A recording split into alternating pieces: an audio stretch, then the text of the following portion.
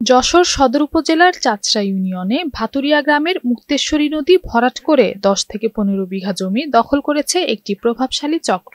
নদী ভরাট করে দুই অংশকে বিচ্ছিন্ন করে ফেলায় পার্শ্ববর্তী বিল হরিণায় তৈরি হয়েছে জলাবদ্ধতা। 30 থেকে 35টি গ্রামের বৃষ্টির পানি এসে এই হরিণার বিলে একত্রিত হয়। পানি বের হওয়ার পথ বন্ধ করে দেওয়ার ফলে 300 হেক্টর জমিতে ফসল উৎপাদনও ব্যাহত হচ্ছে। ফলে প্রতি বছর বর্ষা মৌসুম এলেই ক্ষতিগ্রস্ত হচ্ছে এলাকাবাসী। মুক্তেশ্বরী হলো এই যে জনপদ ভবদা সমস্যা, জলবদ্ধতার সমস্যার সাথে প্রত্যক্ষভাবে জড়িত। অনেক জমি ফসল মার যাবে না, কয়েক হাজার বিঘে। এই ফসলের জন্য অনেকে কাজও করতে পারে না। ভরাট করে এবং প্লট আকারে বিক্রি করার একটা পায়তারা চলতেছে। এলাকার কিছু প্রভাবশালী মহল এই কাজটা করতেছে। এই অবস্থায় মুক্তেশ্বরী নদী দখল মুক্ত করে পুনরায় খননের দাবি তাদের।